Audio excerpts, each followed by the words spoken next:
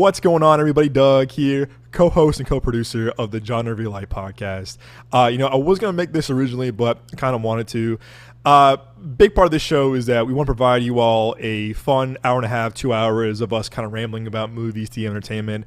And like movies and cinema and TV, it's an escapism. It's escapism. It's a form of escape to, escape the real world. And right now, there's been a lot this week going on in the world. And like I said, like movies, we want to transport you guys for an hour and a half, 2 hours, kind of just hearing us ramble about, things, movies, TV, entertainment. Like most of the time, we try to keep politics out of the show because, again, we want to provide a really fun, kind of just, loosey-goosey and fun experience for our listeners and our viewers. I know there's a lot of great podcasts that cover politics and, dive deep into critical and crucial issues in the world, and they do a phenomenal job of that. But really, our part of our job here at the Genre of Your Life podcast, again, I speak for myself, Moses, and Nick, and the podcast that we want to provide just a really fun 2 hours escapism for you all to kind of just, relax, kind of enjoy us, kind of ramble all things about entertainment and movies. So again, hope you all are staying well, staying safe. Again, like I said, like movies, we're here to, go to a place to escape for a little bit. So sit back, relax, and enjoy this episode of the Genre of Your Life podcast. All right, fire them up!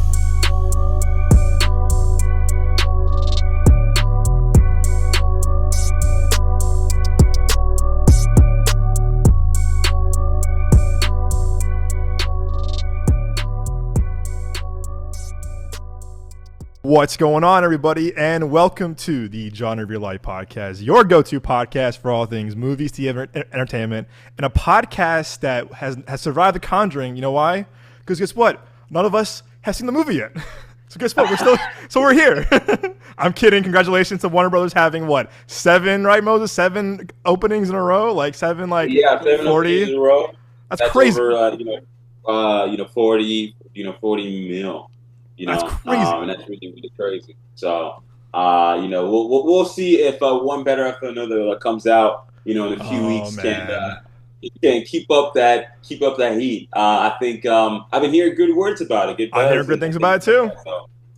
So we will definitely see, and that's definitely a movie that I'm excited for on my next, on my next, movies to watch. I can't wait. I'm with you right there. But of course, as always, I am one of your hosts, Doug Jones. With me, as always, is my brother, one of my best friends in the world. It's the amazing, incredible, it's the wonderful. It's Mr. Moses Lawi. What's going on, Moses?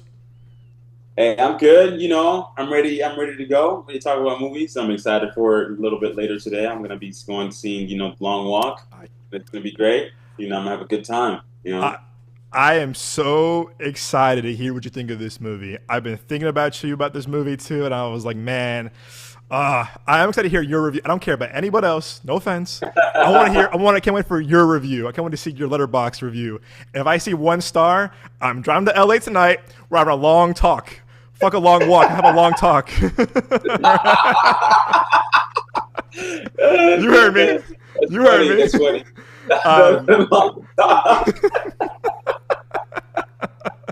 I will drive my ass 6.5 hours to LA tonight. You think I'm joking? I fucking will. Yeah. That's the whole premise of another movie. You know what I mean? If you stop talking for a certain period of time, then you get, then you get shot. That's it. Yeah, that's it, man. Oh, moment of silence. No, I'm kidding. It's a real. I'm totally kidding. But more importantly, you all are here. Welcome to the podcast. If you're new to the show, welcome to the podcast. If you're returning, welcome back. We are so glad to have all you guys here. If you're new or returning to the show, again, we are a podcast that celebrates all things cinema, movies, entertainment, television, you name it, pop culture. Again, do us a favor. If you're new to the show or returning, please subscribe, rate the show, review, leave us a comment. We want to hear from you guys. Your feedback truly means the world to us. It is the backbone of this community. Don't be shy. We're on Spotify, Apple, Amazon, YouTube. Review the show, leave us a comment, leave us a rating, follow the show, subscribe, share us with a friend, movie fan, family member, coworker, you name it, shrink, therapist. Please, we want to hear from you guys. Seriously, your support and the love you've given us so far in the past 2.5 years has been so monumental. Again, it'll be our 3-year anniversary coming up in November, which is hard to believe it's been 3 years. But guess what? We are far from over. We're just getting started. We have so much in store for you all. But again, with every review and rating you give us, it helps us kind of build the show even more opportunities for screenings and festivals and conventions. So again, don't be shy. Good review, bad review, or neutral. All feedback means the world to us. So thank you all for listening to the show, for streaming, from watching us on YouTube to Apple, Spotify, Amazon, you name it. It's been, or Pandora, iHeartRadio. We're all on all the platforms. Truly, we love doing this show. And like I said, we have a long way to go because again, we want to keep doing this show and build this community with you guys. So don't be shy. Subscribe, rate, and review the show, please. All righty, guys. The time has come. We are now in the fall movie season. We kicked off last week. The Conjuring kicked ass last week. I haven't seen the movie. I don't think you've seen the movie yet. I said 83 mil. That's crazy. That is crazy. It's good to see that Annabelle finally threw that ass in a circle and got 83 mil.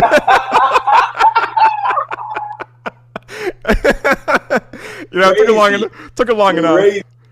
Oh, wow, that's the craziest thing I ever heard this past, it's past probably like month or 2 months. I'm not sure, but that is hilarious. But yeah, of course, when it comes down to, the Conjuring and everything, it literally like made so much of money, at the box office, and for some reason I was thinking it was going to probably like, and everything, and the fact that it was able to like blow that whole like proportion and everything like that whole like my basically I'm forgetting the word for some reason. I'm forgetting the word, but basically what I'm trying to say is that the fact that they made that much money overall is that they're definitely going to make another sequel for the movie. They will make another sequel. They will. And that world and that universe is not going to die anytime soon.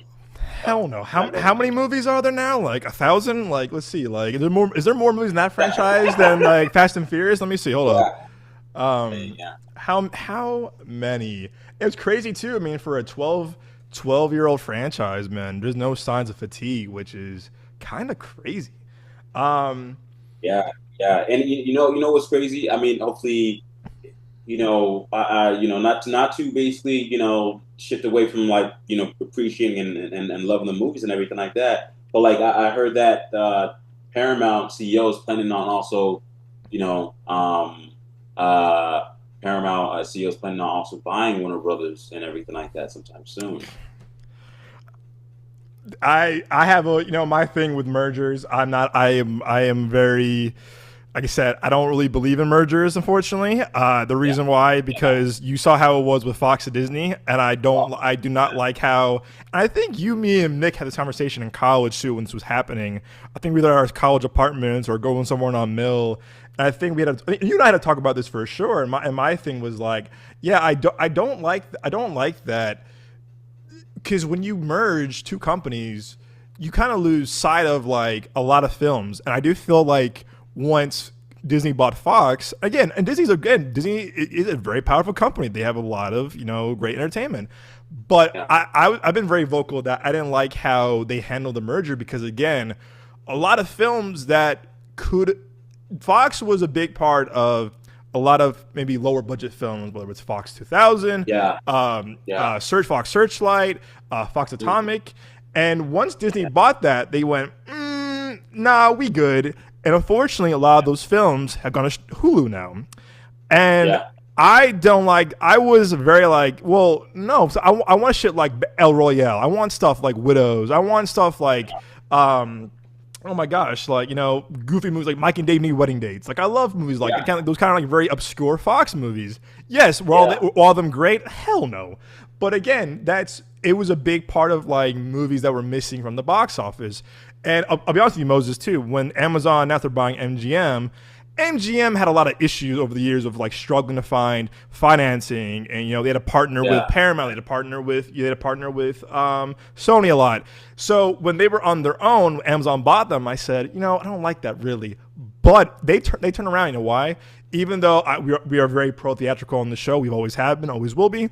I've been very impressed with how they've handled Amazon MGM, because I feel like Amazon MGM picked up the slack that Fox had before Disney bought them, meaning that Amazon has put out a lot of great theatrical movies first and then to streaming, that I feel like back in the day, those would have been Fox releases in terms of like the numbers of being in theatrical movies. So when I see Amazon really invest the time in not only their streaming movies, that's one thing, but they've really invested in theatrical releases, giving a solid window and then putting on Amazon Prime. I'm like, cool, because again, that filled the gap of what we were missing a couple years ago with having Fox releases. And again, look up an example too. When Barbarian came out, that was a Fox movie. It was 20th Century Studios now. That was a Fox movie. But guess what? It got a really small release, and guess what? Yeah. Everyone loved that movie. It was a huge hit. And again, Zach Cregger made weapons off of that. But guess what? That marketing that movie, I thought it was effective because it didn't show much, but they did not market that movie enough. Look at Widows and El Royale. When Disney bought Fox, they could, let's put all our money in Predator and Bohemian Rhapsody. What about El Royale? What about Widows? Two phenomenal movies. Guess what? Disney and Fox didn't put any real marketing for those movies. And guess what? Both Widows and El Royale flopped. Yeah. They definitely flopped really, really bad. But we will see. We will see with this whole thing. And I'm not exactly a big like merger fan too as well. Because it's it cuts a lot of, it cuts a lot of like jobs, too as well, from people very, very quickly and very, very easily, and I'm talking very, very easily. It's like if one company buys another, it's like, all of the jobs that were in that one particular company kind of goes away, they kind of get shoved up to the side. Yep. So, but, we will see. And I get why Paramount would want to basically buy, Warner Brothers or whatever it is, because they have so much IP. They have so much IP. Paramount doesn't really have as much IP as Warner Brothers or whatever it is. Just Transformers. So I get that. There's Transformers. There's there's Top Gun now. That's true. There's Nickelodeon and things like that. But when you compare that to Warner Brothers, it's like you got Warner Brothers. You got DC video game. You got the whole entire DC property itself. Of so many things you can play with. You have so many other IPs too as well that I can't exactly name right now. But I definitely get why. Conjuring. But Conjuring, yeah. So, but yeah, we'll see. But this is definitely something that I definitely wanted to, that me and Doug wanted to share, with you guys and understand your opinion and see what you guys think too as well. Yeah. But yeah. So that's that's pretty much it. Other than Absolutely. that, we were excited to basically talk about the fall the fall year of movies and everything that has to and everything it has to hold. So yeah, absolutely. And I'm glad you brought it up. I am, because also too, again, if you don't know me personally or heard me on the show, I used to work at Paramount for about 4 years, and I had 4 great years there. People who I still love and respect are still there, but I would be lying to you if I say I'm not fearful of them. But I am a bit like just eyebrow raise for them, because with this recent merger of Skydance and now this, I want to make sure to your point that, again, to your point, the big devastation of these mergers is the fact that so many jobs are cut. Like a lot of people at Fox lost their job. And you're right, though. I'm really glad you brought it up, because I do want to shine light on that. And I feel like we'll talk about it more and more as we go on, as it kind of like unfolds, as we learn more about it. But also too, is that I feel like what's been so special about Hollywood too is competition. I miss the days of like, remember this day? Example, December 21st, 2018. You know why? We had Aquaman, Warner Brothers, Mary Poppins, Disney, Bumblebee, Paramount, Spider-Verse, Sony, and something else came out those days too. But I was like, wow, we have different studio releases in the same day. That's crazy. That's what like that is it's awesome.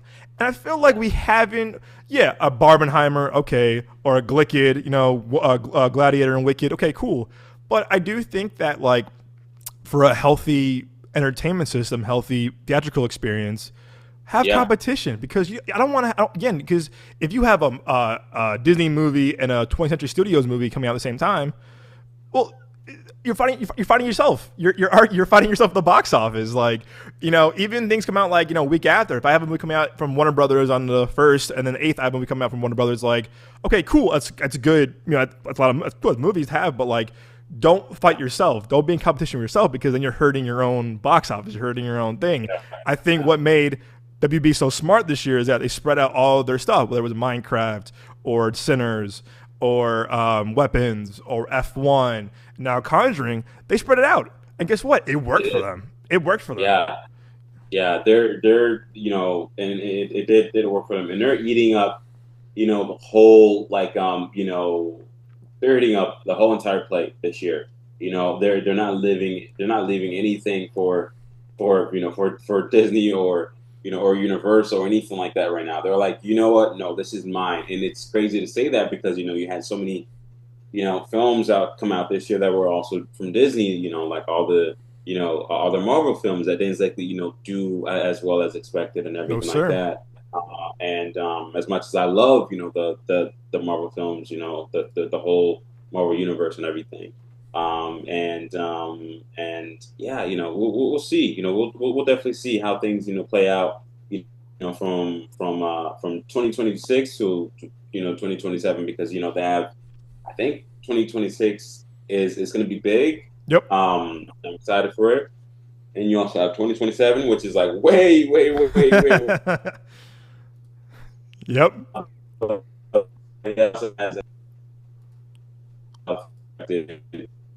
Come out and everything that I'm also really excited about.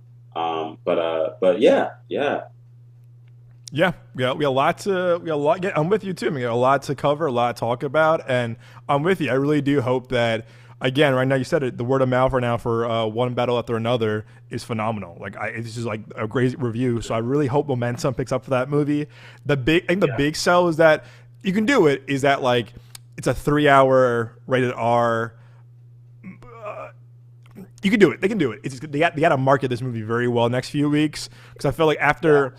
I don't think him will be too much of competition for that movie because at the end of the month it's just that movie. So I feel like you can build up all September to be like, hey, the big movie to end September is one battle after another, an IMAX, 70mm, market Leo, got market Del Toro, market Tiana Taylor, market Regina Hall, like market that movie, market now. Like you got to do the timer is ticking. Market this movie as much as you can. You got to market it. Market it in a way that where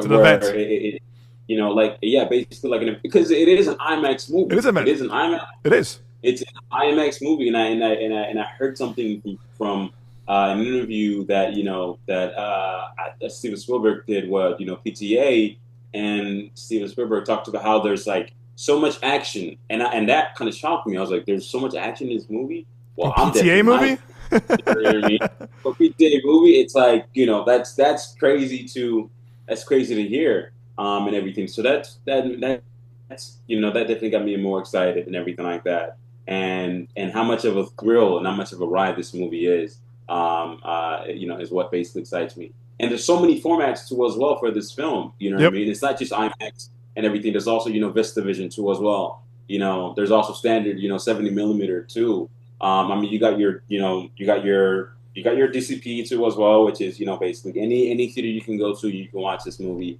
But you got so many other formats that this movie is basically providing, where you're able to go and watch it, in different formats and everything. That kind of feels, different every single time you watch it. Because if you watch this on IMAX, right, on 70mm and everything like that, on 1:4:3 aspect ratio, and that's really, really, really large. That is like the largest, ratio. And the best, that theatrically, movie theaters basically provide and everything. And of course, you got your very, wider screen. Of course, you got your 1:5 aspect ratio and everything. And then you got your standard 7 movie. And that's your super ride. Like really, really, like whatchamacallit, like I'm talking about, Ben, I think it's called, was it Ben-Hur, that has this Oh very, yeah, very wide, you yeah. know, wide 7 millimeter, like screen and everything like that. You're able to go watch it in that sort of like format too as well. But it's a ride, and I'm so excited to to go check it out whenever it comes out later this month. So Me too.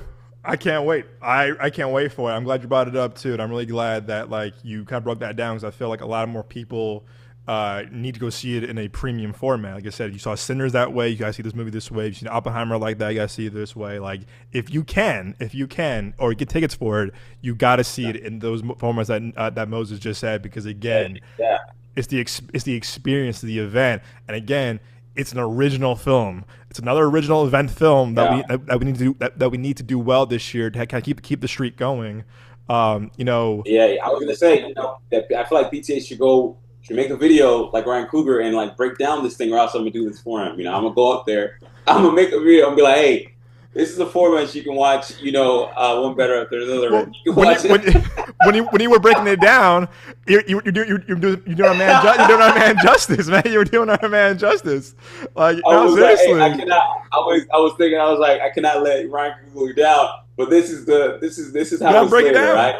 Yeah. And if you go, I don't want to fuck up my equipment right now. Hold up, one sec. I don't know when they're doing it for you. I don't think Harkins I don't think Harkins announced it yet too. But if you can go, can't really see it that well. You get one of these bad boys. They're doing it. The film strips. Oh, You get one of the film strips. Like I have the Sinners one right here. Kind of hard to see, but it's really cool. Or like I have this one from Tenet. I'm so jealous of that. So jealous. Dude, you got to look That's when crazy. you got to look when they do it. I know Harkins never. I mean, Harkins, which I love. I think AMC by you, the AMC City Walk, did it. I know. I think the Chinese did it too. But they gotta promote when they're doing the things of the film strips. Like, they gotta promote it. They gotta promote it. You'll have so many people in seats for those. And I know. I remember when the Sinners one was happening. I remember when work ended, I fucking busted my ass to Easy Mills, and I was like, I'm getting one of those film strips. And I fucking waited. I'm glad I did, because I wanted the one with him with Michael Jordan with the gun at the end of the movie. And I'm glad I did, because I really do hope they promote it, because I remember when Oppenheimer came out and Dune came out, I missed both of them because they were like, surprise, we're doing it today. And I'm like, give us more of a heads up, because I feel like if you give them more heads up for like the film strips, you'll have so many fucking people show up. It's like, yo. Yeah. Don't be stingy. You really would have more people show up. And I hope that this movie just kind of kicked the promotion and everything like that. The promotion is forward into like overdrive, before the 26th of this month arrives and everything. I hope so. And yeah, I'm excited about it. I know you have a list of like, the fall season of movies and everything like that. Let's do it. We should expect.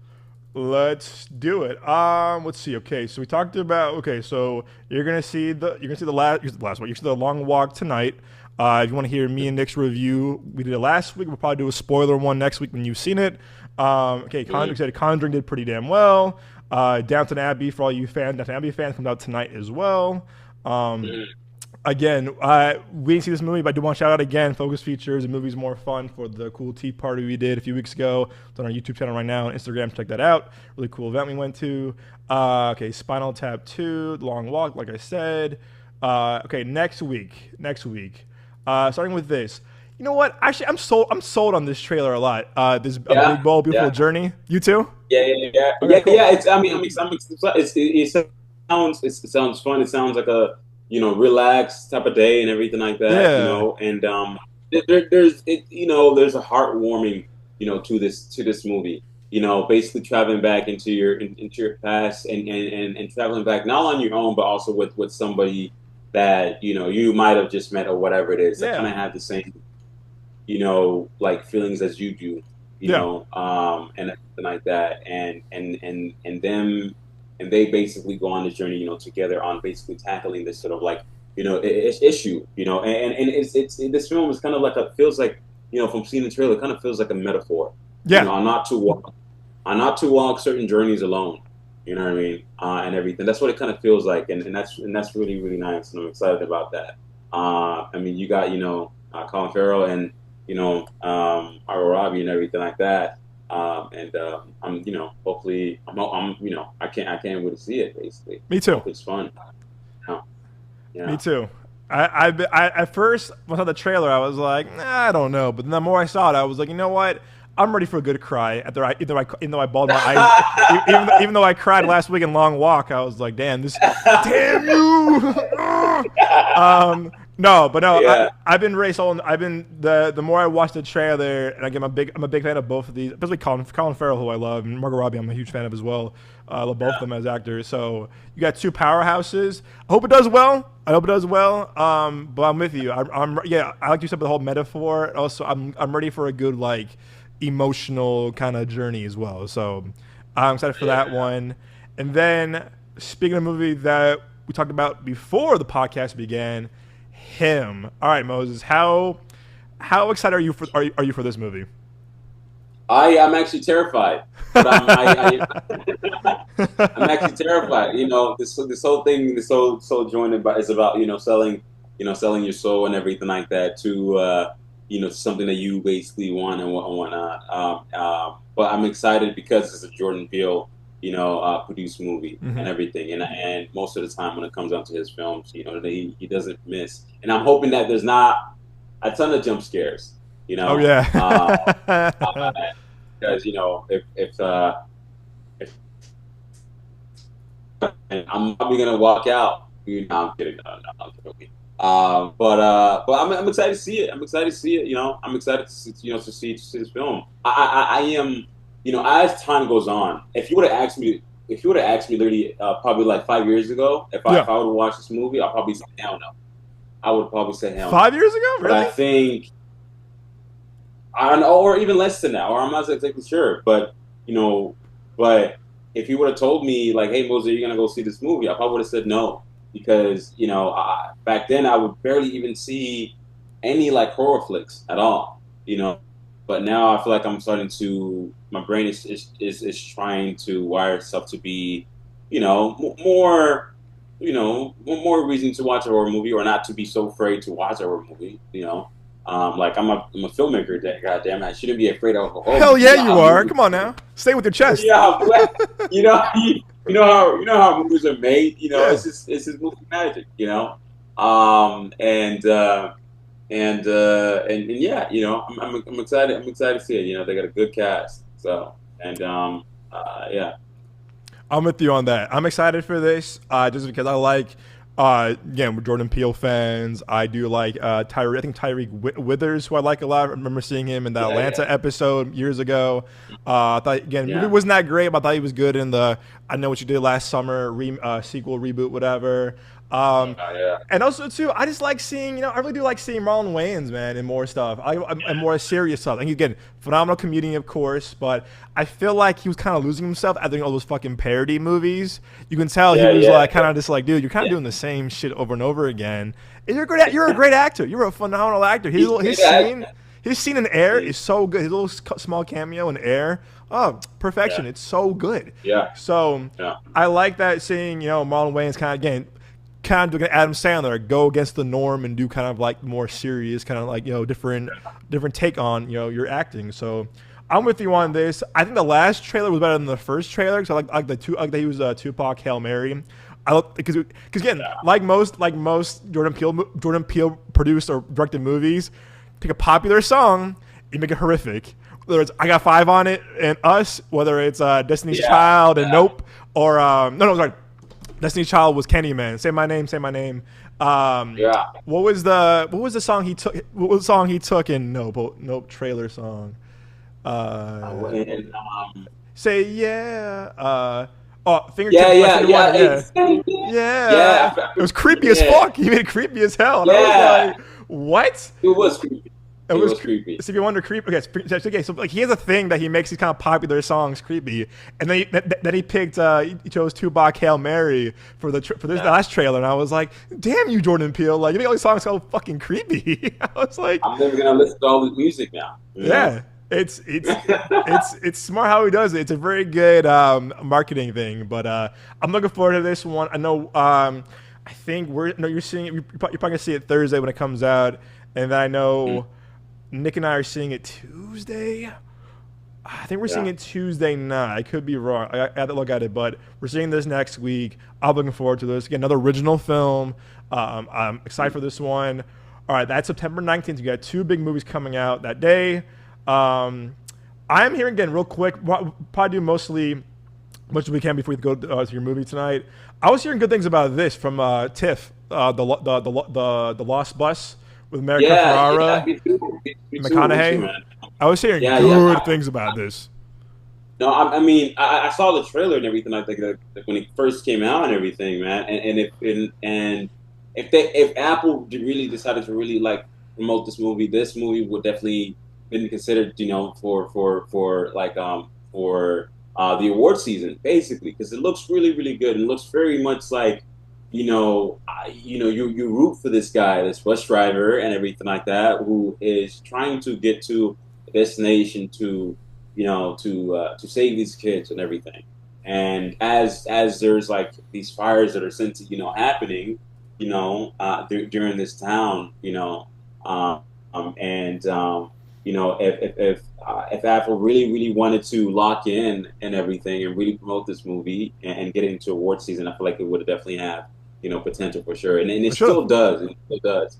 But I'm really, really excited about it, man. I feel like there's a lot of energy in this movie, and there's a lot of emotion. So, her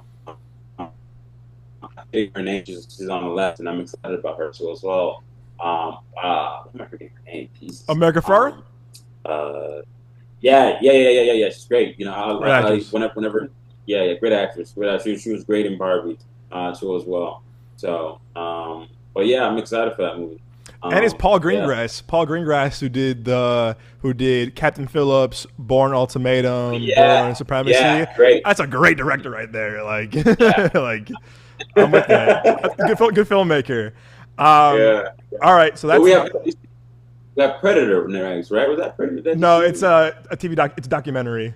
It's a documentary. Okay, I was like, wait, that's November. Don't get too excited now. Okay, there's that. We mentioned One Battle After Another already. Go see that. Go see that on IMAX. September 26th. That's that. Eleanor the Great. I heard it was pretty well received at TIFF, I want to say, or Venice. I saw the trailer and everything like that. It's just Scarlett Johansson's first movie. Yeah. Hearing talks and hearing words about it being like front runner for the award season and everything for a director debut, but also just for the cast and story and everything, and for screenplay. And it's very heartwarming when you watch a trailer and these are movies where I'm just like, I want to sit down and just kind of I just kind of want to dive in and kind of understand these characters and kind of dissect it. Dissect it in a way. It's a character-driven story too as well. So I'm excited. We'll see. Yeah. That is limited on 26, so that comes out with One Battle After Another. We move into October 3rd, and this is one I think you, me, and Nick are all hyped for, and that is The Smashing Machine. I mean, people were raving about this movie out of Venice, and now that now it's also TIFF. This is Benny Safdie, co-director of Good Times, Uncut Gems. A lot of great stuff too. Good actor. He was also in Oppenheimer. And people were saying that, no joke, that The Rock is a revelation. And who would have thought? No, I love The Rock. Big fan of the guy. But who would have thought? Who would have thought The Rock would be called, no offense, a revelation in an A24 Safdie brother directed movie? But no, we're talking about that too. How hyped are you for this movie? Man, I'm super hyped for this movie. I'm super hyped for this movie. And the fact that he's getting so much buzz It's great. You know, it's really really great. And seeing the first trailer got me. You Yeah, me know, too. because you know, like you're not seeing The Rock, you know, Hell no. or anything like that. You're seeing, you know, you are seeing, you know, a person. You're seeing act somebody being portrayed in a way that feels very grounded and everything and very real, you know. And it looks like a really really really interesting film overall. And I'm excited for, you know, of course, Emily Blunt. She's in this film too as well. I'm Yeah. excited about her. Been hearing good things about her in this film, and everything too as well. So and if The Rock can get an if he gets an Oscar nomination for this role, you know, then damn, you know, I just hope, you know, hopefully I don't sound too, you know, like controversial, whatever it is. I hope that he doesn't like try to like change who he is for the sake of, you know, of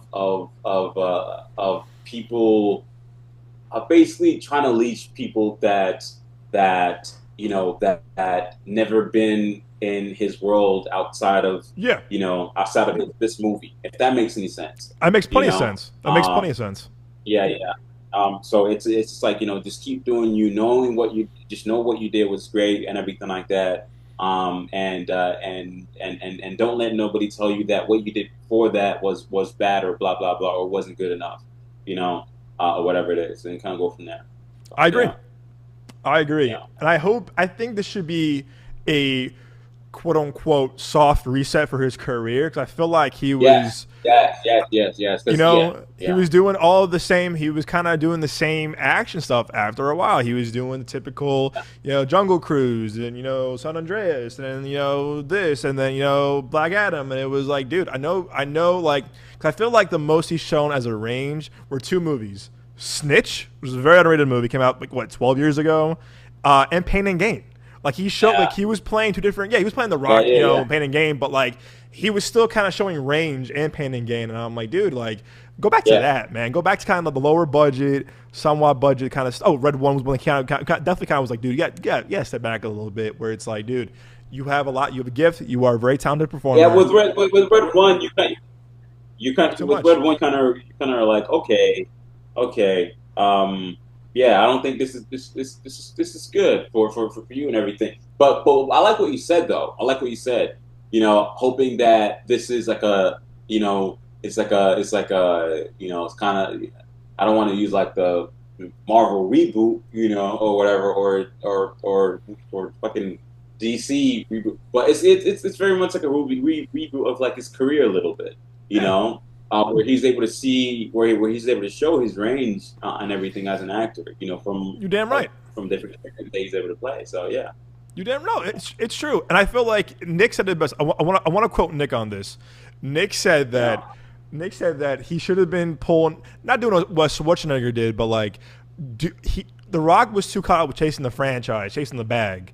Um, yeah, and Schwarzenegger, you know, like it or not, I mean, yeah, they weren't all great movies, but again, you look back at his kind of career, the directors he worked with, James Cameron, I'm trying to think, other directors that he worked with, Ivan Reitman. It's like, the Rock has kind of worked with, no offense, not the biggest, like, well-known or respected directors. His biggest director yeah, probably is Michael Bay. And no offense to Michael Bay, but it's like, now you have a Safdie brother. Again, and to be fair, not everyone knows who the Safdies are, but the people who are into the film, really into film, people like us who are big into film people, big film people, yeah, cinephiles, we know the Safdie brothers are. We know Good Time. We know Uncut Gems. We know yeah, Oppenheimer. We know all these movies that he's been as an actor and a director. So it's like, dude, this is his first time being in a really respected, no offense to all the directors, but like really well respected director. When the Safdies are winning the Spirit of Indie Awards years ago for Best Director for Uncut Gems, or how Benny Safdie, I think Safdie just won Best Director for what, Venice, right? So it's like, yeah, you know, you have this kind of director who's really on the rise now. Both Josh and Benny, both Safdies are kind of on the rise now. It's like, dude, you might want to pick the directors that really will probably bring a great performance out of you. And no offense to, you know, people who did Jumanji and Red One and Fast and Furious. I'm a big fan of those movies. I really am. Red One, not so much, but still, though, fan of those movies. But I think The Rock needs to be not word challenged, but like collaborate with directors who really kind of like motivate him like this, like Benny Safdie. You got a Safdie brother doing again. And guess what? It seems to be working because everyone's loving this movie from TIFF and Venice. So I'm looking for this movie too. I'm looking forward to seeing Emily Blunt again. I'm a big fan of her as well. I love that this can be a really raw and emotional performance from The Rock. And again, bro, it's about damn time. No, 100%, 100%. You know, I'm excited. All right, so that's October 3rd. We're seeing this movie. I'm kind of intrigued by it. We're going to the screening in a few weeks. I'm probably gonna butcher this name. Anemone. It's Daniel Day-Lewis's return to acting. Yeah. What the fuck is this? Excuse me. Movie or film. There you go. Yeah, it's that Daniel Day-Lewis.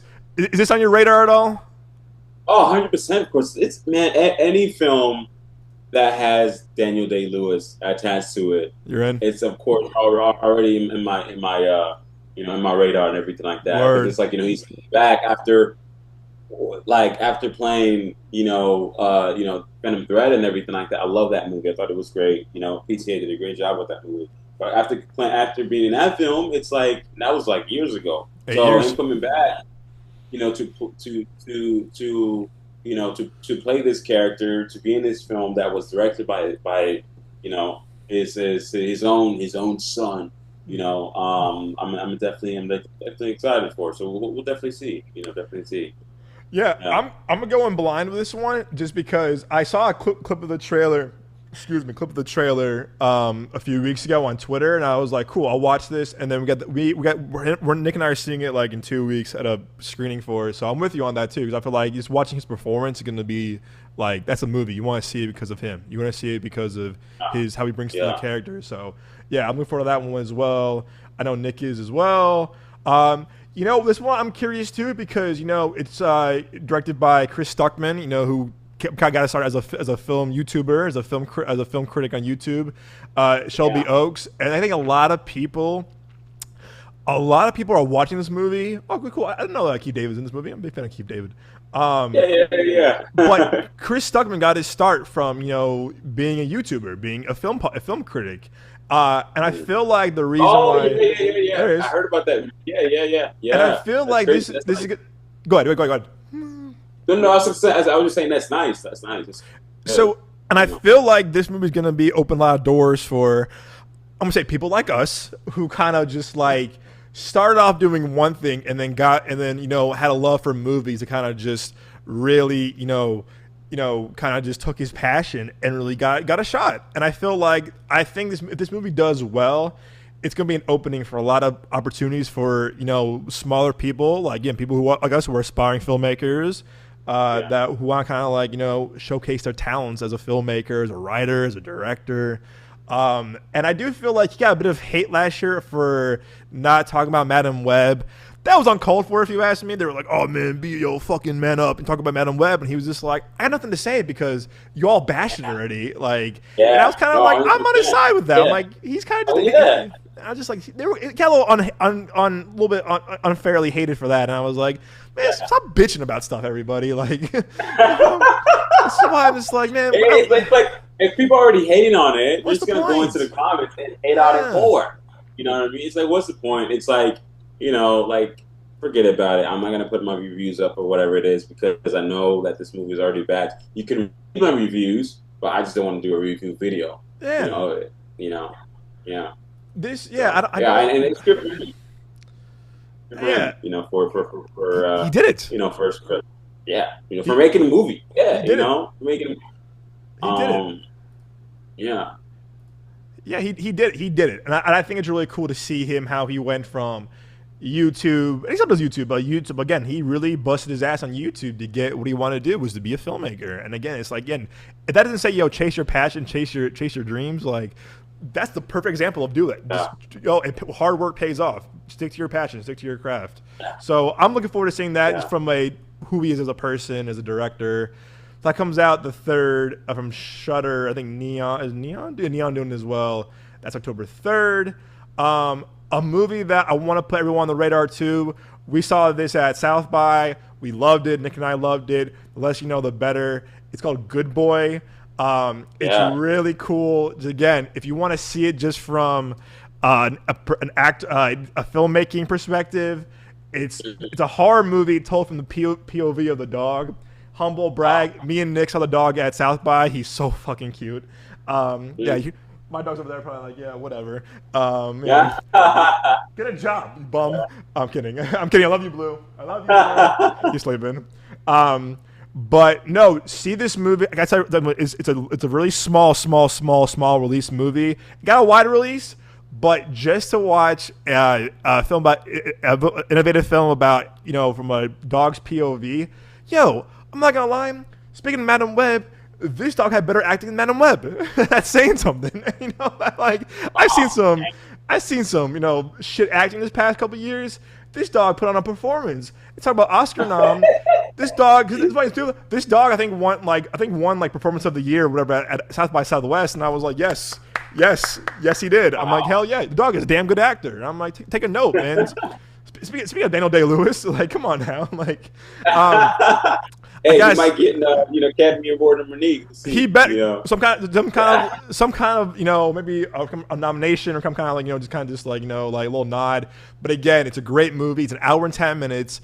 Again, I know how expensive movies are, but if you can support this movie on the big screen, and Moses, just seeing how the filmmaker, first time filmmaker, he's indie. The dog's name is Indy, his owner. Just how he told us how he made this movie for like fucking nothing, like literally no money at all, was so inspiring. You've made some amazing films on really low budget movies. I think you saw this movie, you would feel inspired to make a movie again. You really would. It's just the way how they shot it and how with no resources possible, they made a great movie. It was a crowd pleaser. People responding well to it. So again, I urge everybody, if you can see this movie, we'll do a full review when it comes out later on in the fall, in a few weeks. But seriously, I know Nick and I both loved it. It's my top 10 of the year right now so far. Support films like this because again, like Shelby Oaks and Chris Stuckman, people really passionate about their craft. It shows, and this movie showed for the low budget they had. It was a very special movie, so I recommend putting everyone on the radar. Watch Good Boy because it's great. Again, it's a horror movie. It's PG-13. It's a little spooky at times, a few jump scares, but trust me, it's worth the watch. It really is. All right. That's okay. That's October 3rd. Okay, I'm hearing great things about Roofman. I'm looking forward to this movie. I don't know about you. Yeah. I'm looking forward to it, man. I'm looking forward to this movie. You know, I mean, the cast, you know, the cast looks great, and everything. So I'm excited about that too as well. You know, you have, you know, Channing Tatum, and it you know, it has this like kind of like weirdness to it too as well from like the trailer and everything. Yeah, man, it looks fun. It looks fun. It looks interesting. You know, I think Kristen Stewart is in this movie too as well. Kristen Dunst. Okay, great. Yeah, she's in this movie, and I'm excited about her because she doesn't get a lot of like roles as much anymore. So being able for her to like be in this movie is really, really great because I'm a huge fan, you know, of her work in Spider-Man, you know. So yeah, I hope that she continues to get more and more work in general and everything. So and yeah, man, let's looks great. Lakeith is in this film as well, you know, and you know, yeah, man, it just looks really, really fun. So I'm excited about it. Lakeith, Peter Dinklage. Yeah. I can't wait for this movie. The gentleman's name. The gentleman. What's his name? Oh, Ben Mendelsohn. Ben Mendelsohn. Yeah. Ben Mendelsohn. He's also in it too as well. I'm forgetting the other actor's name, but I love her work too as well. But we'll see. It comes out when again? October 10th. October 10th. Okay. A month. Yeah, in a month. I was hearing from people I know at TIFF who were just loving this movie. Like I was hearing people just loving this movie, and I'm like, all right, cool. And one of my friends, one of our critic friends out here, loved it.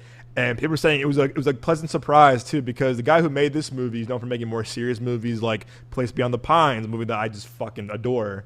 Derek Cafians, Science France, was a very serious and very not depressing, but very heavy director. And they were saying that it's kind of a bit of a shift for him and it's kind of his style. So I'm hearing great things about it at a TIFF. So I'm looking forward to seeing this one comes out in a month. All right. I'm looking forward to Tron Ares, man. I fucking love Tron Legacy. The first Tron is cool. Love Tron Legacy. Love Tron Legacy. Thank you. Great. My people, yes. Yeah. Yes. there are some people that are like, nah, but I thought Piss it was great. off. The poster, man. You know that the poster itself, this poster here, it's like, it looks so badass. You know what I mean? That's so cool, right? It looks really, really cool. It looks really, really cool. I just don't think, like, this is not me bashing Disney or anything like that. I just don't think that they're promoting this movie, but not, on its like full like potential. And I hope they do, because we still have time. But that movie comes out in October, 1 month.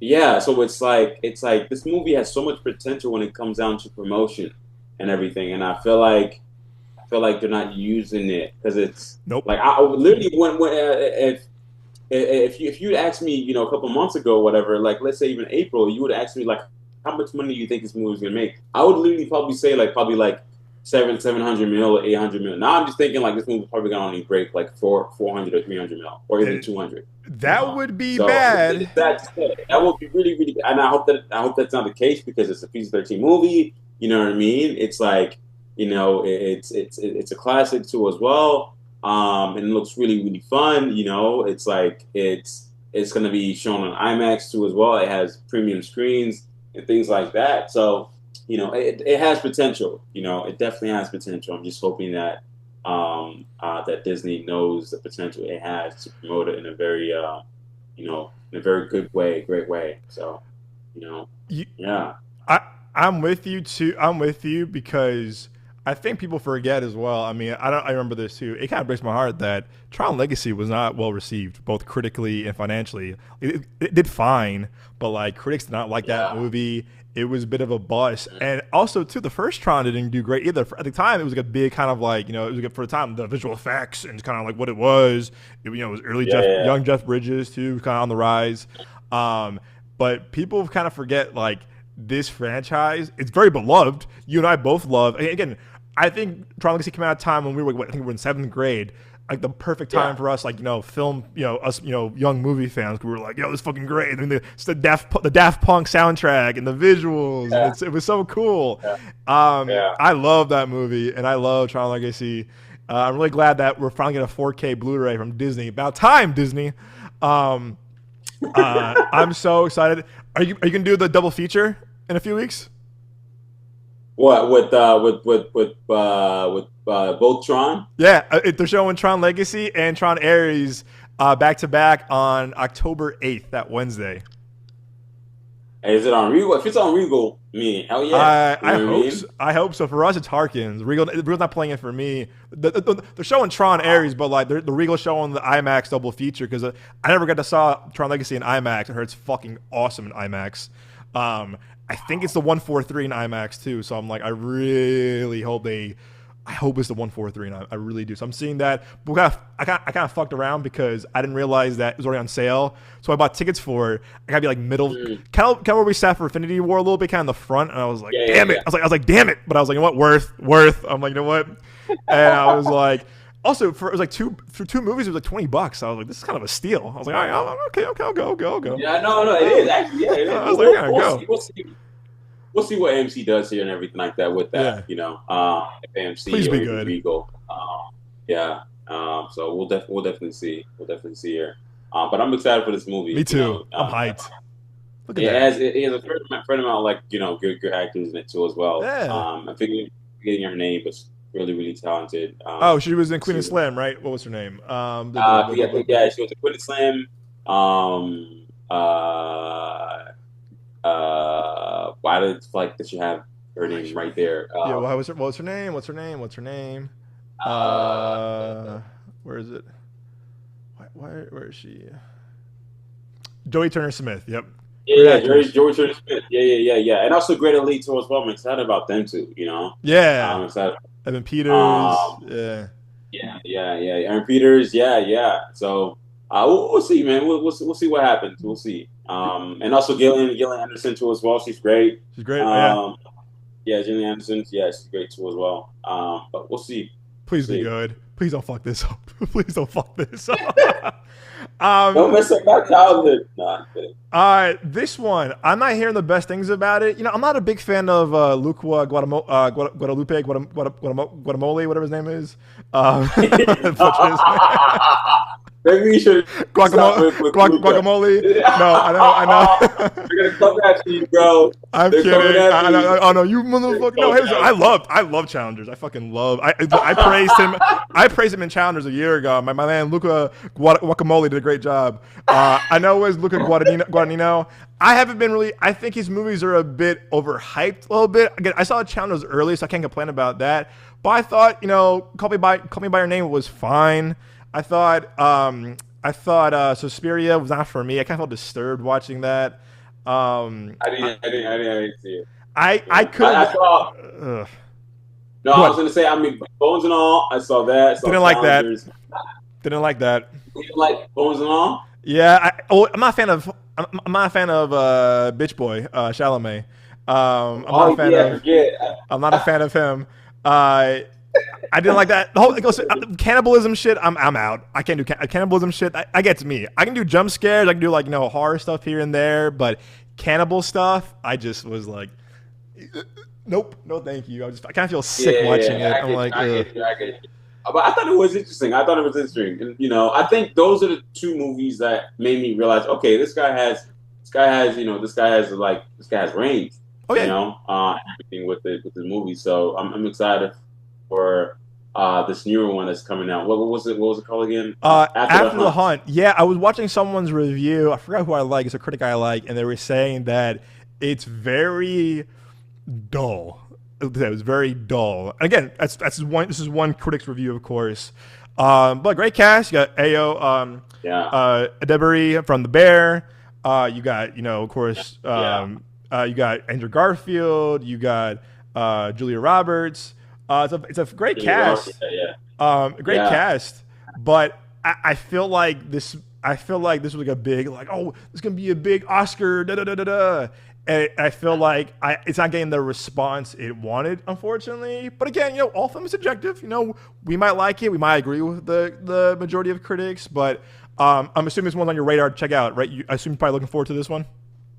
Oh yeah, 100%. It's definitely on my radar for sure. You know what I mean? Just because in terms of like story, too as well, it looks really interesting. How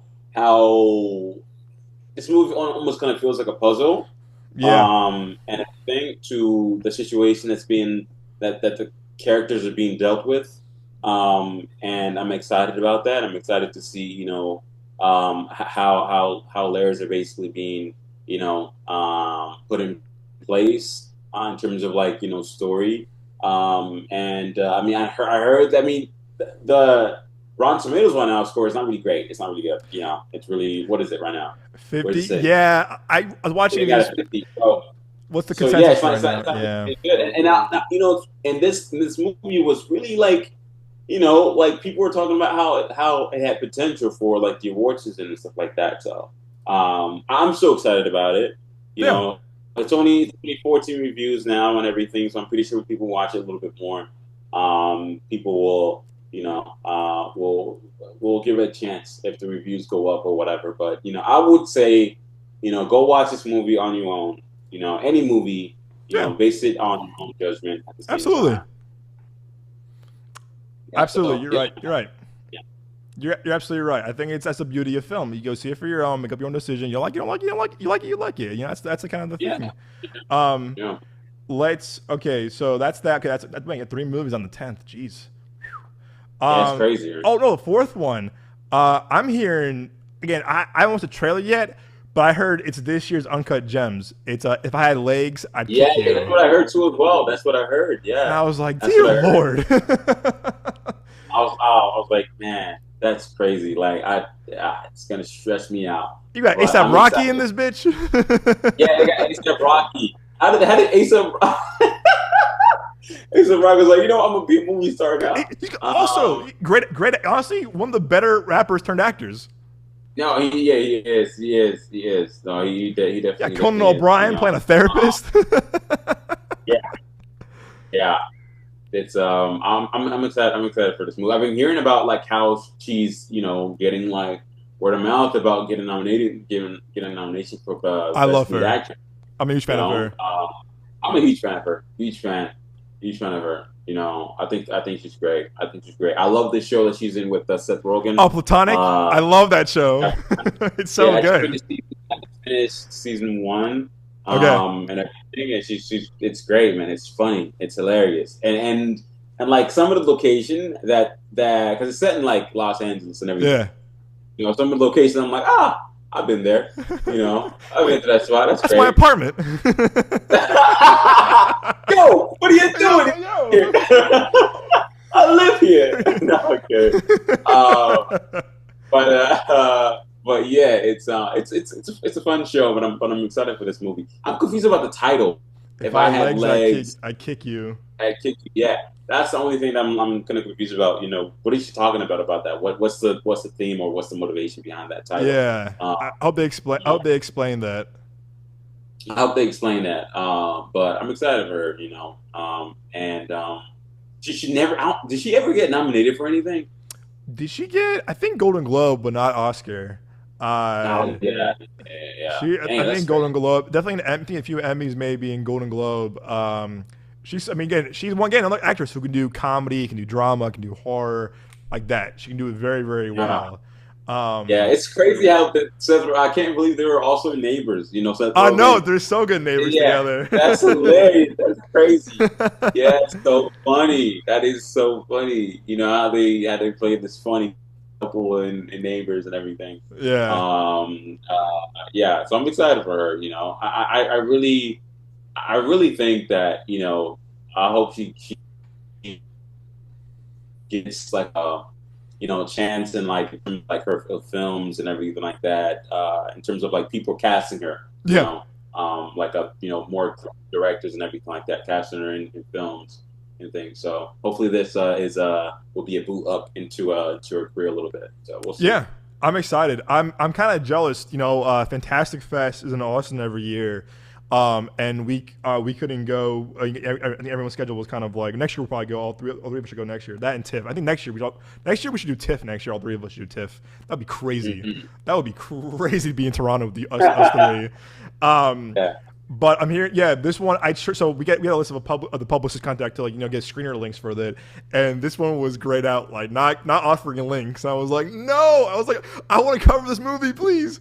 But there was no publicist list. They're not offering links, and I was like, damn it. But no, I'm hearing great things about this one. I'm with you too. Hope get some recognition for her as an actress. So that's October 10th. Okay, so the 17th. Ooh, all right. I'm hearing good things about Frankenstein, Del Toro. Oh yeah. I've been hearing great things about this movie too as well. There's so many. It's crazy because there's like 3 Frankenstein movies that are coming out in the next 2 years, 3 years. And it's like everybody's making a Frankenstein movie. But it's like I would say just let the master of monsters, make the Frankenstein movie and go from there. Yep. But I'm kidding. I think anybody. It's he's kind of made for this. I mean, he's kind of made. I mean, out of all directors, he's kind of made to make this movie. Made this movie and everything, but yeah, no, I'm excited for this movie. I'm excited for it. It looks really looks visually appealing. Like the visual looks great. Yeah. I hope that Netflix gives it a chance to stay on theaters just for for a good amount of time where people can go watch it in theaters and then they can go to Netflix.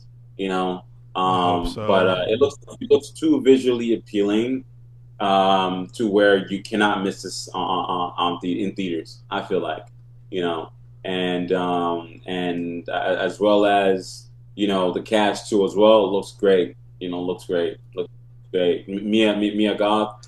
She scares me. she's yeah. Oh, me too. A little bit. A little bit. But she with her eyes, she has this thing in her eyes, and I'm just like, okay, I'm sorry. Here's my here's my wallet. Here you go, leave me alone. Yeah, when I first saw her in like the movie X and everything like that, I was like, man, this girl can like act. She can act, so I'm excited to see her in this film, as well as she don't blink. Jacob. She never blinks. She never blinks in movies. Her eyes always like this, like. She never blinks in movies. And I'm like, girl, blink. The sun is right there. I didn't know that. Watch. She never like blinks. Like, and I remember watching Pearl, and I was just like, girl, blink, please. Like, close your eye. Please close your eyes. You're scaring me. But sorry. Go ahead. My apologies. No, you good. I'm excited for Jacob Elordi too as well. Me too. See his performance in this movie. I've been hearing something about, I've been hearing words of mouth about him being a potential for the new Bond, and everything. I can see that. So yeah, I can see that too as well. So we'll see. And remember, that's supposed to be Andrew Garfield. Yeah, it's crazy. It's crazy, yeah. Now that I look at it now I'm like, like Jacob Elordi is tall as hell, too as well. So, he fits perfectly with Frankenstein. What I mean? His height and everything is like, he's not buff or too skinny. He's like kind of, he's stocky. In the right. Yeah. He's kind of built to play Frankenstein. Not gonna lie. But yeah, I'm excited for it, man. Me too. I haven't seen Christoph Waltz in a movie in like fucking forever. Like, it'll be cool to see him in a movie again.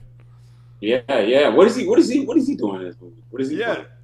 Who is he playing? What is he doing in this movie? He's playing the bounty hunter from Django Unchained.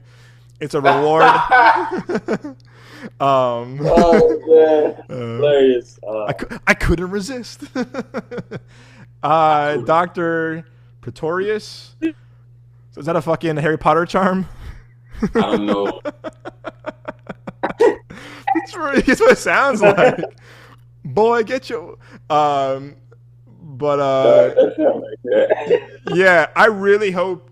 See, that's the problem with Netflix is that what I'm jealous about you is that you get more opportunity to see Netflix movies in LA, where out here, when a movie has like a small release, it plays in one theater in the Scottsdale, and I'm just like, I probably should be more like, oh man, what the fuck?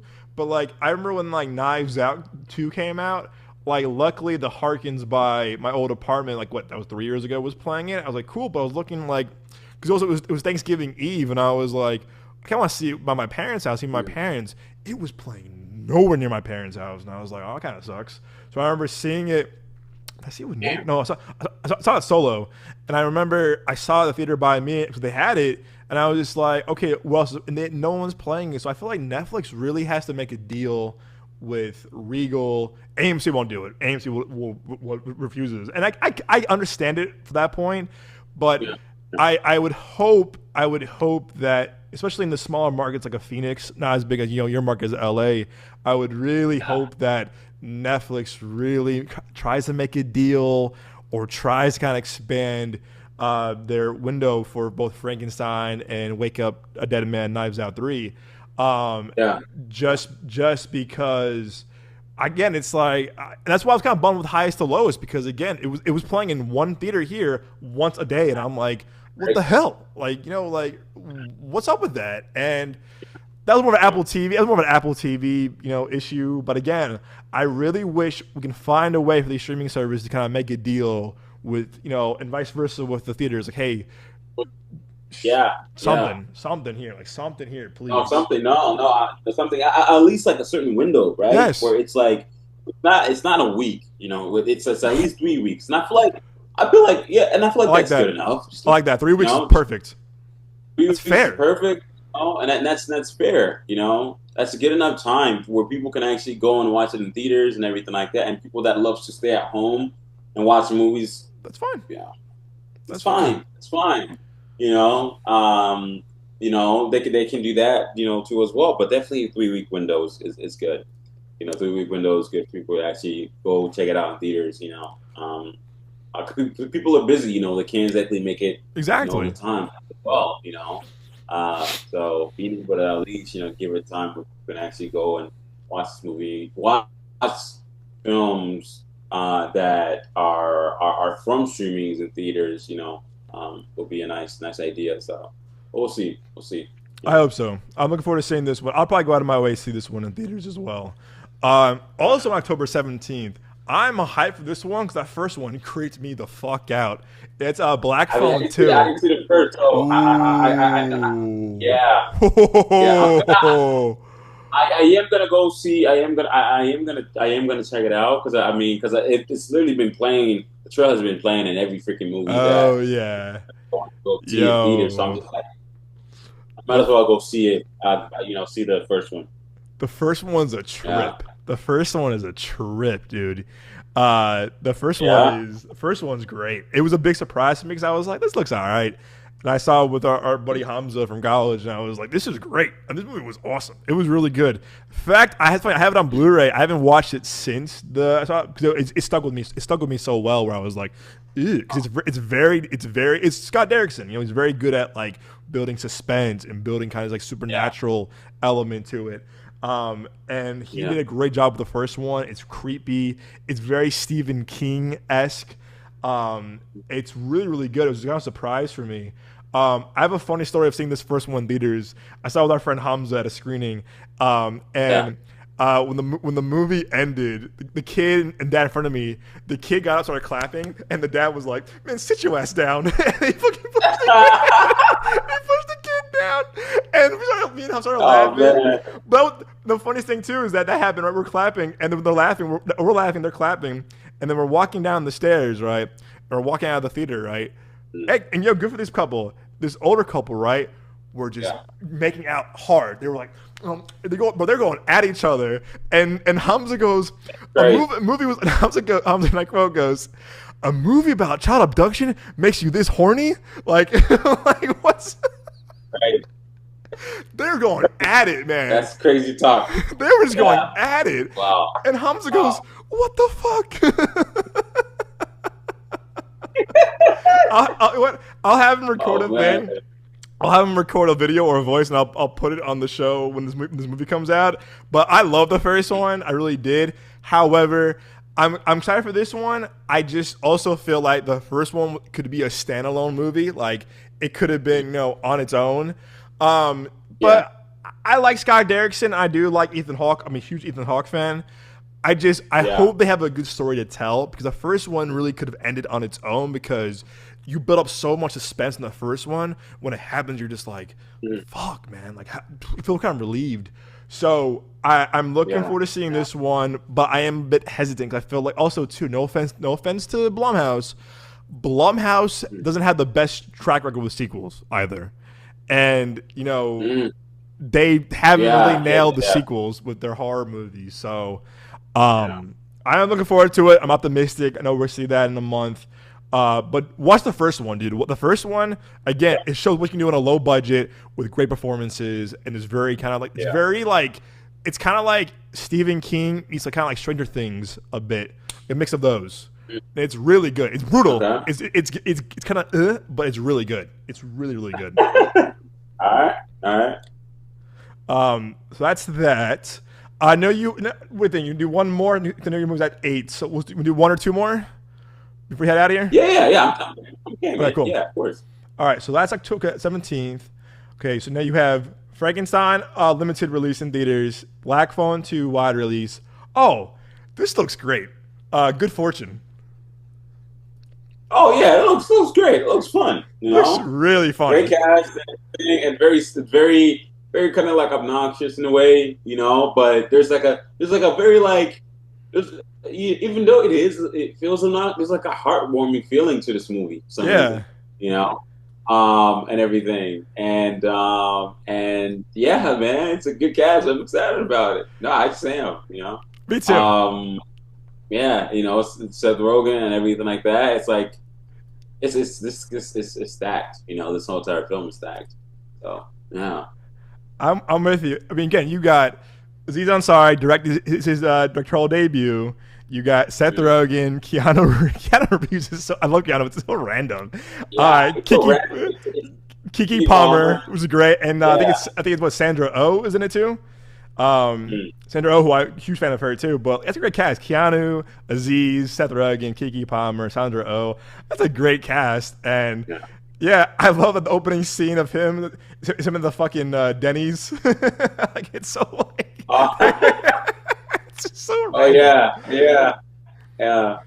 Yeah. And there's a line in that trailer where he was like, "I'm here to save you." He goes, "What do you save for?" Usually like, "Oh, usually people from texting and driving." And he goes, "What? I got a budget angel." Got a budget angel? That sucks. It sucks. Yeah, man, it just looks really really fun. And yeah, no, I mean, yeah, I mean, if I had a budget angel and everything like that, that would just be there just for like to make sure I don't text and drive. Yeah. You know, I'll be kind of trash. You know, I'll be like, man, if you don't get out of my face, you know, and then I just crash and drive. No, I'm kidding. But yeah, it looks fun. It looks like a good film. You know. Yeah. Yeah. It has 85 on Rotten Tomatoes already. So, It got good. yeah. I was hearing good things about. I was hearing good things about it at a TIFF. Some people say that I know, like people were saying at the end, it kind of loses like because this is the first half, like the balance of the comedy and emotion is really good. But they were saying that towards the end, it kind of goes a little like uneven. But they're saying it's still a crowd pleaser. Like I was hearing good things about it at a TIFF, and I really did like that. I like that Aziz was at TIFF was saying that he said that we have to make more original theatrical comedies, and I was like, yes. I was like, yes, Aziz, yes. So I hope this does well. Again, also I'm a big fan of Aziz since like Parks and Rec, 30 minutes or less. Like what I was like 15, 16 years ago. So yeah. Also, I just want to laugh. I think I just want to laugh, have a good time. I just want to laugh, have a good time. Man. Yeah. Yeah, I'm excited for this movie too. I mean, it's not like the most like anticipated one in the fall, you know. Yeah, but I know it's gonna be a good time. Yeah, yeah. I'm excited. Good cast too. Also, I love seeing Kiki Palmer and kind of ensemble stuff like this too. I'm a big fan of her too. So yeah, she has a lot of like kind of like charm, a lot of charisma to those stuff too. Yeah, yeah. Okay, so that's 17th. What else we got? Okay, I'm a little biased. I gotta say, not the beer, but the movie. I'm looking forward to this one just because it's my boy. It's Linklater. That's my guy, my favorite filmmaker of all time. That's my boy. It's one of my heroes. I'm looking forward to this one because again, I like Ethan Hawke. I like Margaret Qualley. Has a great cast. I was hearing good things out of TIFF. You got really good reviews out of TIFF. But I remember people that I know at TIFF didn't see it, but I was hearing people's reactions and tweets from TIFF, and I'm like, okay, I'm hearing good things about it. I mean, it has a like a 96 right, on Tomatoes. Also, it's really really good reviews. I don't know. So I see the trailer. It didn't. I mean, I love the director. I just actually saw whatchamacallit, till sunrise. Oh yeah, Before Sunrise. Before Sunrise. Yeah. That's a beautiful trilogy. Like, I was like, wow, this is. I'm gonna see. I'm hoping to see the next one. Watch them all soon when I have time and everything. I know I'm gonna watch them all, but I just want to make sure that I have time to see the next one.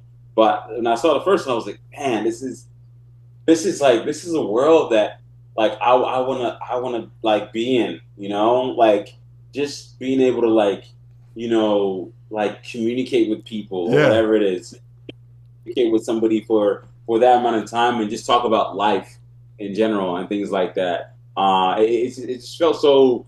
It felt so like I don't know, like there's a nostalgic factor to it too as well, but it's like. That type of like situation can happen in real life too as well, and everything. So I hope, so I'm gonna see the trailer again, but I know I'm gonna watch the movie in general. Yeah. But I hope that this new movie that's coming out, Blue Moon, is good. So, I hope it's good too. Like I said, I have a bias with him because that's my boy. I am bummed though we didn't see him at South by because I keep hearing he was there, and I was like, "Hey, bro, where he at?" I was like, "Hey, where he at?" Because I just want to thank him because again, he really is, like I said, Days Confused. Everybody wants him in my top 10 of all time. I have the poster for Everybody Wants Him yeah. right there. Yeah. Um, Would you I say he's kind of like your top like three of like is he in your top three of favorite directors of all oh, time he's number one. or He's number one. oh Oh, wow he's number one. yeah He's number one. He's number one. I solidified that a couple years ago when I was watching Dazed for like the hundredth time. I'm like, oh yeah, he's my favorite director because I feel like from the before trilogy, it's so tough too because I feel like when I do a top yeah five, I'm always like, fuck, like I forgot this person, I forgot this person, I forgot this person. Just because I have two of his movies in my top 10 of all time, I kind of have to. And also too, like School of Rock, was a huge part of my childhood, and like I yeah think back again the Before trilogy. I remember seeing that in college, and I was just like, "Fuck, man!" I'm like, how this movie is so beautiful. These movies are so beautiful. yeah And I love from because he's very good at doing comedy to serious stuff to drama. Boyhood is a achievement in cinema in filmmaking too. Doing that 12 years, I mean, it's mind boggling how he did that. But he's kind of one of those guys that's like we know him or probably like some of our people our parents' age might know him, but like he's kind of underrated in a weird way because like I feel mm, like if I go to like a random person, hey, Richard Linklater, who? Before trilogy, okay. Days Confused, oh yeah, okay for sure. Boyhood, oh, okay. School of Rock, okay. They once you know his movies, yeah they'll get it, but like they don't really know who he is. who But he is, a filmmaker himself and everything like that. yeah, Boyhood was great. It was a good movie. It was a beautifully well told movie, and the fact, dude, and the fact that somebody was able to literally like 12 wait was years, even able to be able to do that right for all yeah, of those years, being able to really like and it's a narrative story. It's not a documentary. It's an actual story where he was able to literally follow these people not just from 1 year to the second year or whatever, but literally like half of their like lives or a quarter of their lives, yeah, and everything, and see the progression of this kid and everything like that, and the way he grows up from this family, and it's just very heartwarming, yeah, too as well. I respect that's the one thing about the director that I'm just like, man, that's the one thing I know that I respect, from him is that nobody has ever done that before. Nobody else. Nobody. He is the only one has ever done it. And everybody you can say there's 10 directors out there that has made an action movie or whatever, that has made a horror film or whatever. But nobody has accomplished a movie where he's actually able to follow, an actor from, the age of like 8 years old to the age of 10 years old to the age yep. of like 11 years old, 12 years old, or whatever, the actual age to him being a teenager, to him going up to college or whatever. So it's crazy, man. It's crazy. Even And following their parents too as yeah, well. yeah, and he was making Yeah. movies in between. He was making It was movies movie in as well. between. It was great, man. It was great. I don't know what won Best Picture that time. What Birdman, what won Best? Birdman, Jesus. Okay. No, Birdman. no, no, no hated Birdman. No hated Birdman fans out there too as well. But man, this movie here should have, It should should have have won. capitalized. It should have won. Should have That won. was one I Yeah, was like, yeah, my bias definitely kicked in. I was like, nah, that was a good year for movies, but that one I was just like, yeah, like he should yeah, have won, or even best director too, because I feel like again Alejandro, Alejandro was getting fucking, I mean, out of the world filmmaker from Birdman, Revenant, the guy's a genius, but I feel like what Linklater did those 12 years while making movies on the side too. Like he was still making movies and doing yeah. this movie every year. It's like, and he's doing it again right as we speak. He's doing that now. He's doing 22 years. You know this? No, wait, what? He's doing it again He right now. is? He's doing it again right now. He's doing it for 22 years now. Hold up, let's see. He's doing it as we speak again. Like he's doing it as we speak. 22-year movie. Let's see. I think he's doing it again. Sorry, 20 years. He's doing it. He's now, yeah, merrily roll along. 20 years. Now he's going to up himself for 20 years. Wow, that's crazy. Yeah. 20 wow. years. That's crazy.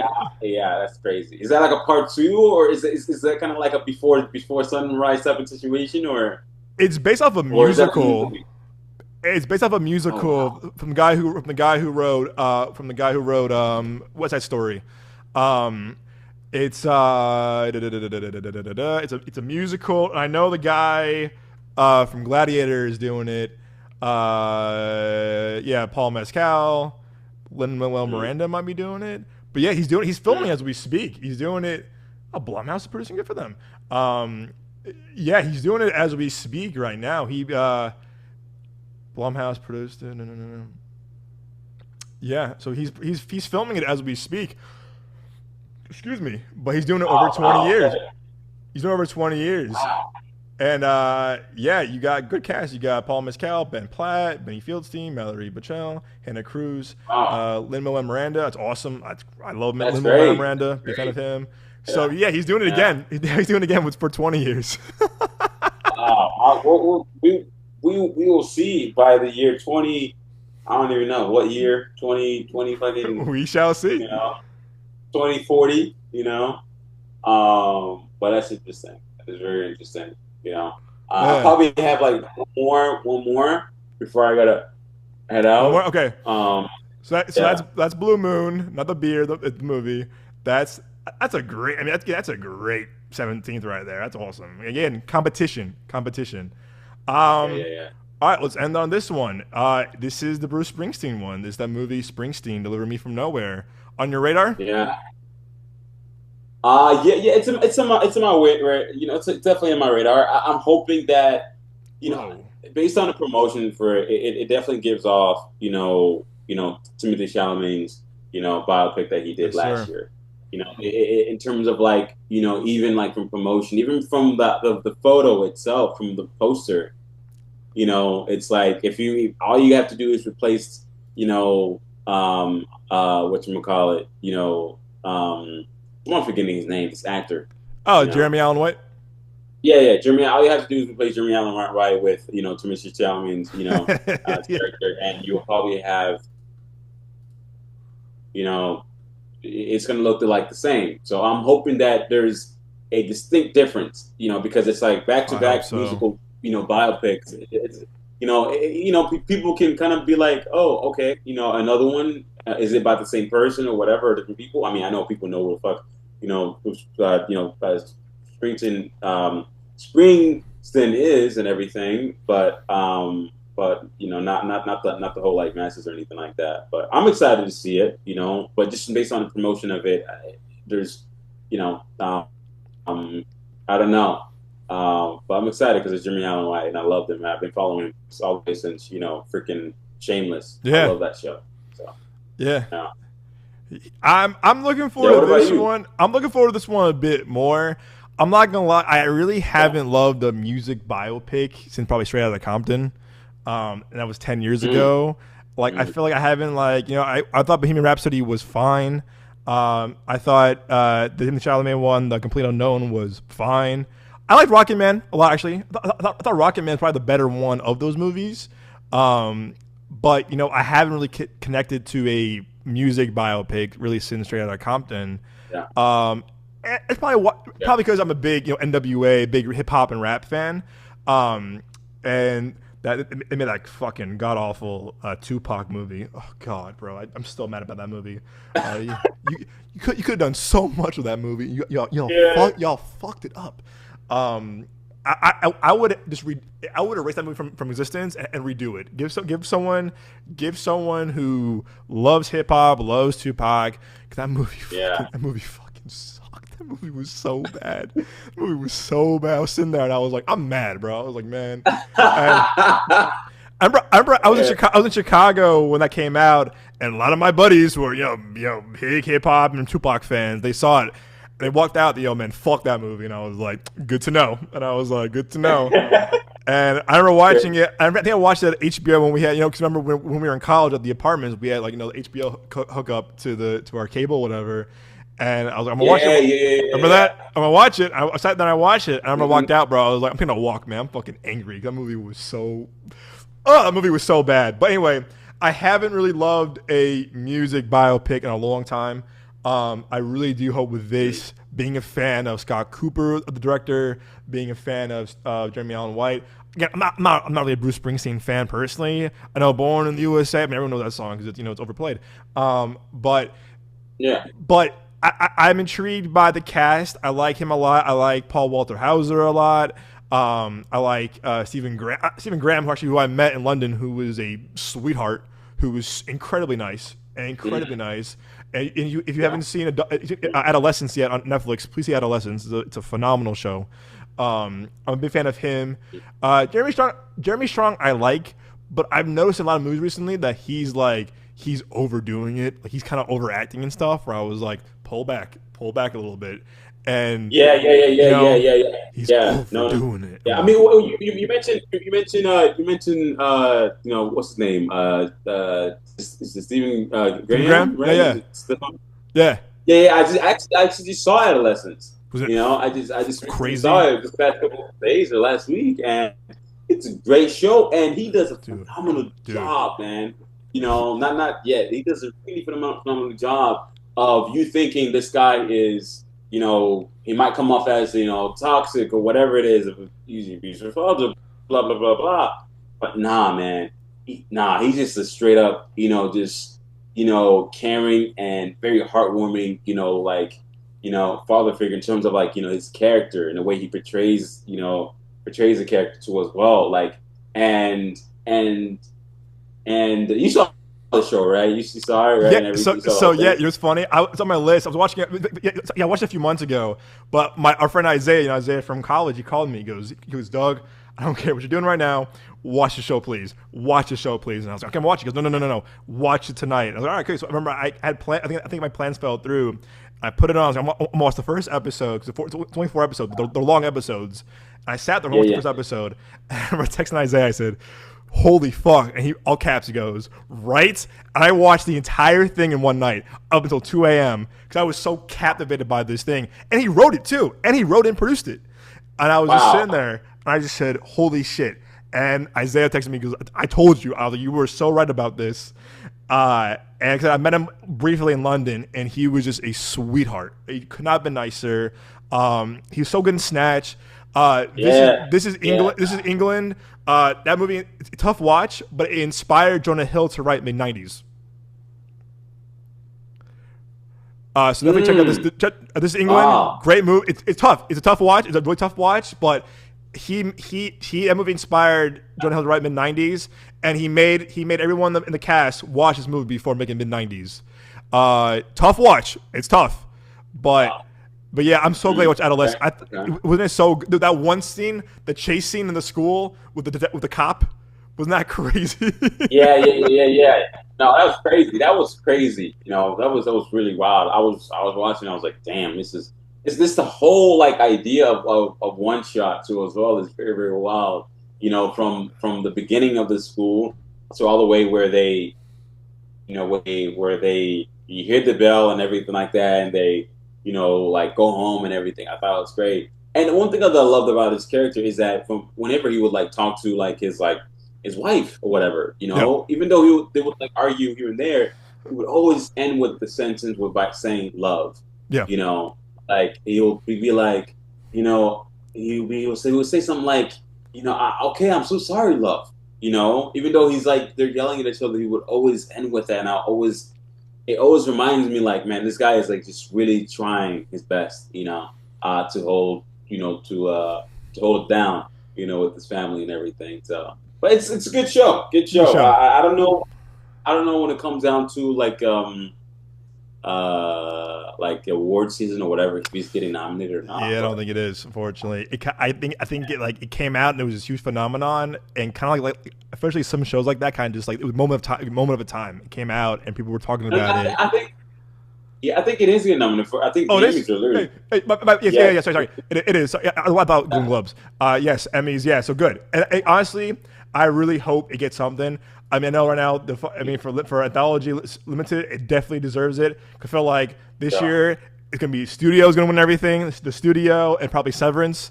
But I really, really hope this show gets something before you go. Let's see. Hold on, but before you go, let's see. Limited anthology. Let's see. It is Adolescence, Black Mirror. Okay, no shame. I haven't watched The Penguin yet. I know, which is crazy. I haven't watched Penguin yet. Everyone, it's okay. Hey, me neither, bro. Okay, cool. Don't worry about it.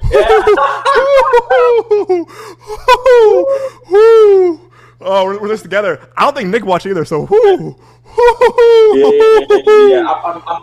hoping to find some time this weekend. I might check it out. I might just like binge watch it.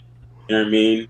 It looks good. It looks good. You know? Yeah, it's great. It's really good. Yeah, but I'm trying to see if I can check it out. Yeah. But yeah, you're definitely right. Like shows like whatchamacallit, shows like The Pit. Shows like Severance. Like The Studio.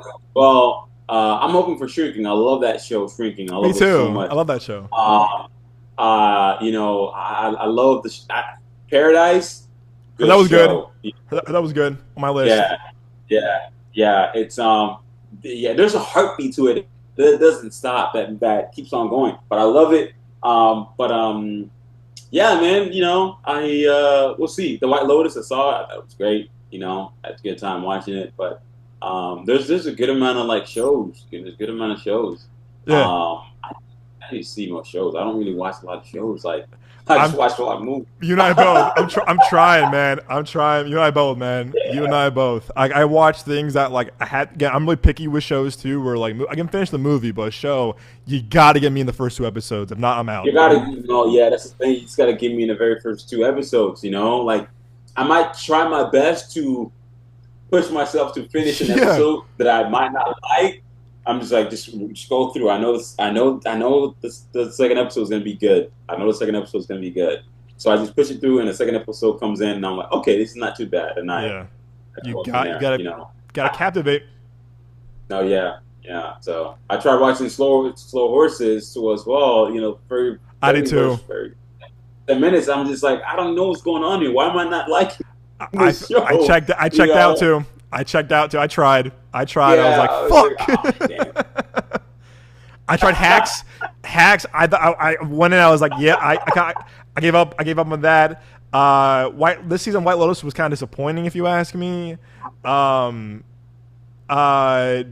it was good. What show? White Lotus to me was kind of disappointing. The White Lotus this season kind of sucked. No, White Lotus this season, the 3rd season, White Lotus. I mean, I think it was good. The first 2 were way better. Yeah, the first two were way better. I mean, this season had its like fun little moments and everything like that, but I don't think it's like like the best. But it was crazy how the season was its most viewed. Yeah, season, it built momentum. Yeah, build momentum and everything.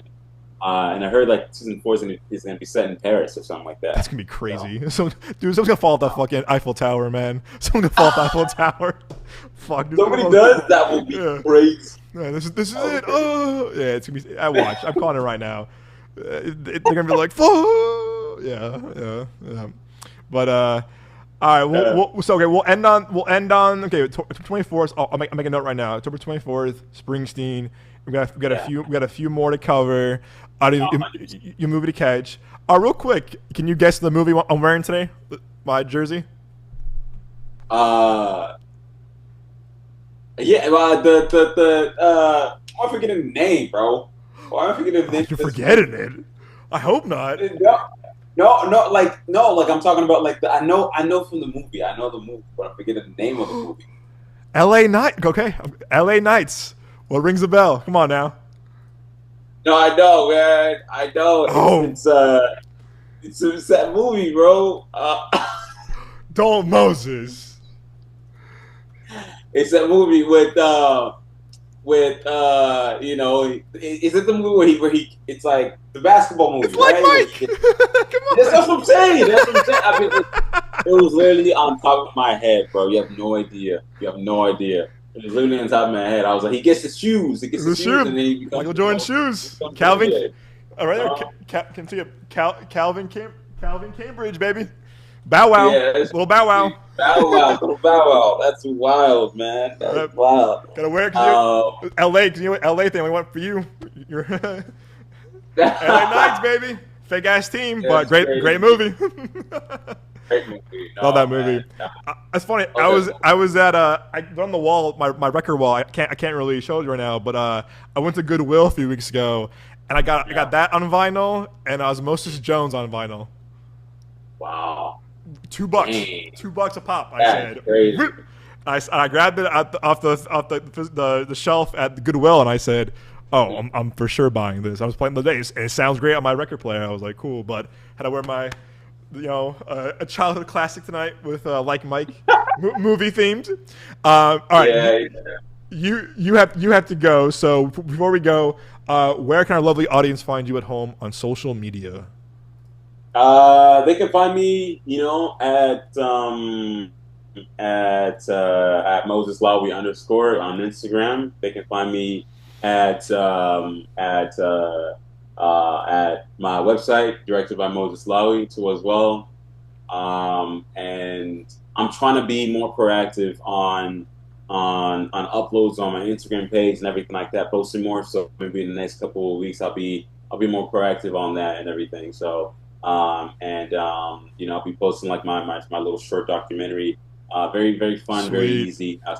Next couple weeks, or even I think next week. So, but yeah, and of course, you can always find me here at the Genre of Your Life podcast, and I'll never miss a beat. And yeah. Perfect. You can find me, of course, on my personal Instagram as well, at The Young Jones. You can find me on TikTok, Twitter or X at Capri Sun, Capri _SON. You can find all our show socials here at Midway Avenue Productions on Instagram, TikTok, and YouTube. And of course, like Moses said, you can find me right here every week with this fine sir right here. And of course, Nick, who's traveling right now, of course, at the Genre of Your Life podcast every week. And to quote Nick, you can find me right here in your heart. I can't do it as cool as him. I can't do it as cool as Nick does it. I think it's very kind of like Mr. Rogers, kind of like really right here in your heart. Like very kind of like almost like audiobook kind of thing to it. But thank you all for joining this week. Again, this was our part one of our fall movie 2025 lineup. Again, we'll probably finish this next week and the weeks to come. But again, guys, it is a great time to be a movie fan. Go to a movie, go to the theater, support your local cinema, get a big popcorn, get a big icy. But until then, my friends, stay well, stay safe, and of course, as always, we will see you guys at the movies. Oh.